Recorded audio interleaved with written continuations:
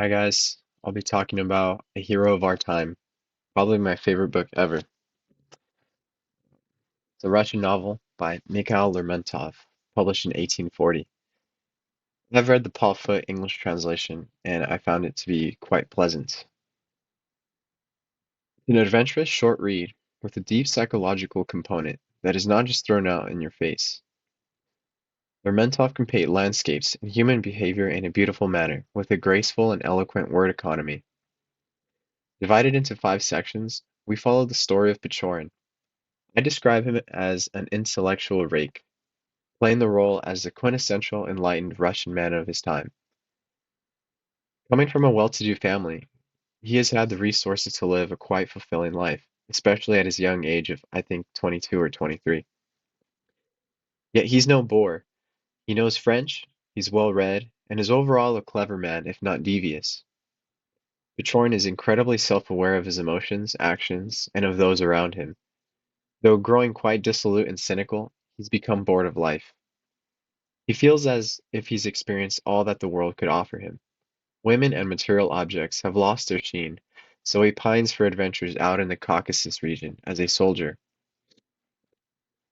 Pechorin excels when he's out on his horse, experiencing the natural beauty of the world. He also enjoys frivolous pursuits, much of what the bulk of the chapters are about. Although nothing much excites him, he enjoys being a provocateur. He meddles between people's affairs and enjoys causing strife. I'd say most of all he enjoys making women fall in love with him when he has no real interest in returning the favor. His affinity for trouble and drama affords him wonderful stories for the future, which he writes in a private journal, which gives us part of the story. In one of the chapters, Pechorin is out on a mission, aiming to obtain a young female named Bella, the daughter of a Circassian chief. Through subterfuge he gains her love. Pechorin overheard that Kazbich, a local bandit, had interest in Bella. Suddenly having an increased desire for her, he foments the chief's son to steal Kazbich's horse, Karagyaz, the most prized stallion in the Caucasus region.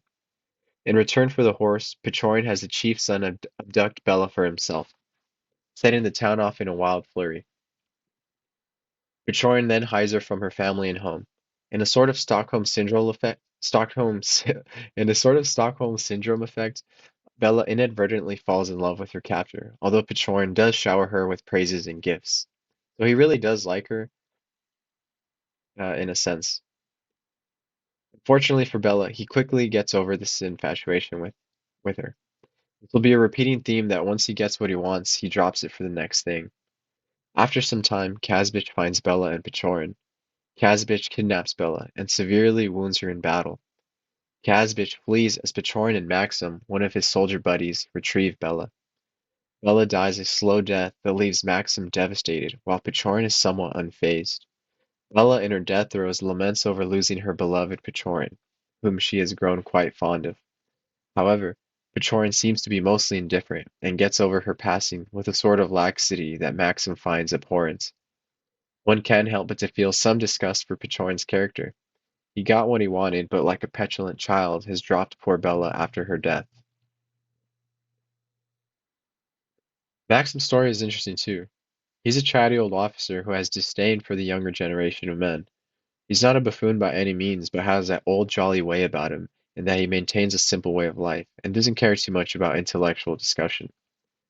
Despite living with Pechorin for a year, and going through perilous journeys in the mountains, Pechorin would treat him like a nobody when they would reunite at a later point in life. Pechorin only cares about himself and what's going on in his present-day life. He has no real interest in maintaining friendships. He's a lone wolf in his own world. The story of Timon was also a good chapter. Pechorin spends much of his time in a port ci- oh, sorry. Pechorin spends time in this port city in southern Russia. I loved how the story had an ominous vibe. It was sort of like a tall tale, or a story you would hear from the locals in some idle coastal town. It differed from the other chapters in it that it had this strange and mysterious atmosphere. At an early point in his military career, an exhausted Pechorin searches for a place to rest, and settles for a dumpy villager's home. During his stay, he encountered a blind young boy with mischievous intentions. One night he follows this boy down to the bottom of a seaside cliff, and there the boy meets with this young girl who is conniving with a foreign criminal to steal goods. The part when Pechorin gets into the boat with the young girl was wild. The way that she tries to seduce him and then kill him was kind of funny. There was a strong, there was like this strong feeling of realistic adventure, like a story you'd hear from your friend but you would never believe. The way Lermontov doesn't explain everything and leaves a lot of details in the dark make for a great story. Lovtop Pechorin wouldn't tell the local authorities about the situation because he was afraid to admit being bamboozled by a blind boy and a young girl. The Princess Mary chapter is the longest in the book. In a similar fashion to the Bella chapter, Pechorin finds a young woman who he doesn't really want. Yet upon seeing that Grushnitsky, a fellow soldier, has an undying love for her, Pechorin wishes to rain on his parade. Pechorin has an acute understanding of female psychology. He understands well how to get women to fall in love with him.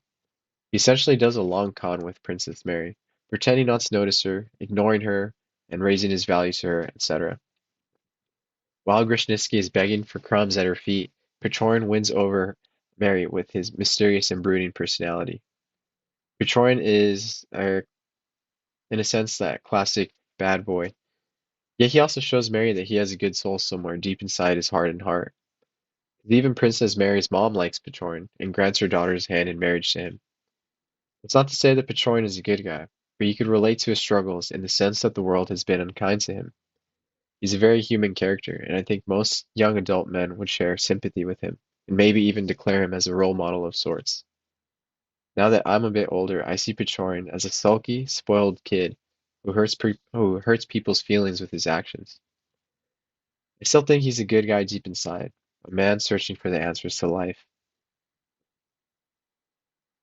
Pechorin explains to Mary why he is the way that he is. His persona is not an act. He understands that his character formed through a series of disappointments and unfulfilling interactions throughout his whole life. His pessimism and cynicism was brought about through these negative experiences as a sort of psychological defense against the Russian world.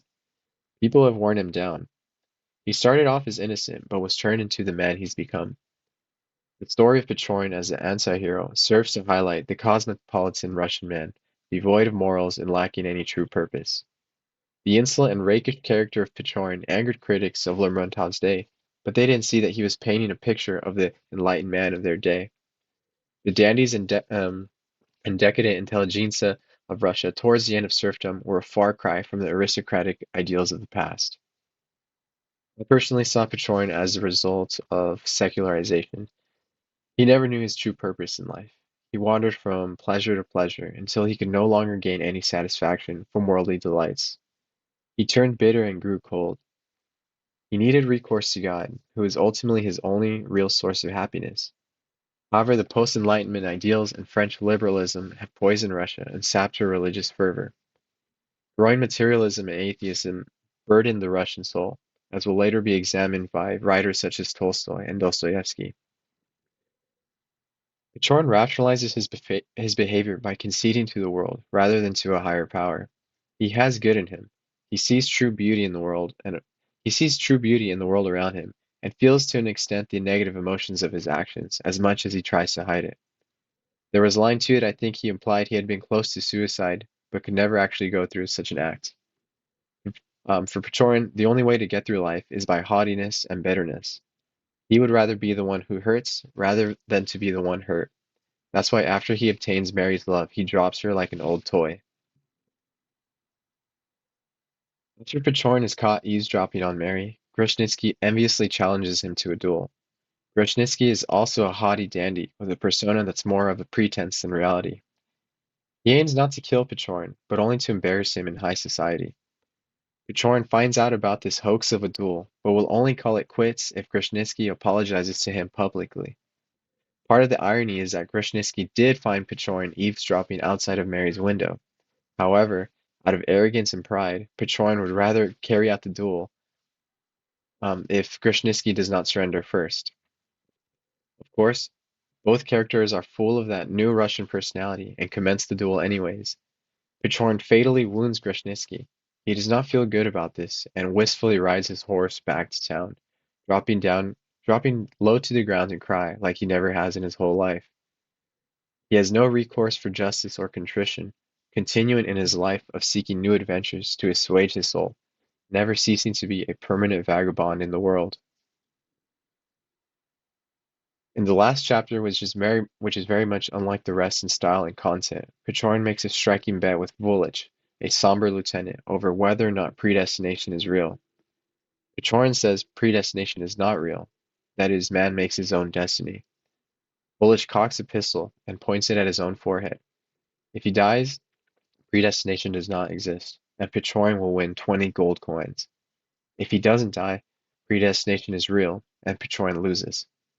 The gun jams, and Pechorin loses the bet. All the men in the room were shocked, especially after Vulich shoots the bullet towards the wall, proving that the gun was fully loaded. Pechorin was so sure that Vulich was going to die, because he had that strange look on his face that men are claimed to have when nearing death. Ironically, 30 minutes later, Vulich is sliced in half by a town drunk. Pechorin and the soldiers go off looking for the culprit, who locks himself up in a house. The authorities want him alive, so Pechorin, deeply affected by the predestination talk and Vulich's death, offers himself to do something crazy. Wanting to test out definitively if predestination is real, he jumps in from the window to detain the murderer. The culprit misses Pechorin and is caught and escorted away by officers. Alive, Pechorin ruminates on these events. He exclaims that predestination does not exist. Sorry, he exclaims that predestination does exist. Persons, places, and events have all had to be settled in heaven since all eternity. Even before the beginning of time, God knew of everything that would happen in our lives. Yet as much as Pechorin wants to believe in this sentiment, he can't shake off his inner doubts. Even after all these events, he will remain a skeptic for the rest of his life, and live a life vacillating from one thing to the other in a never-ending restlessness. He is unable to submit himself to the will of God, and for that he is the hero of the time.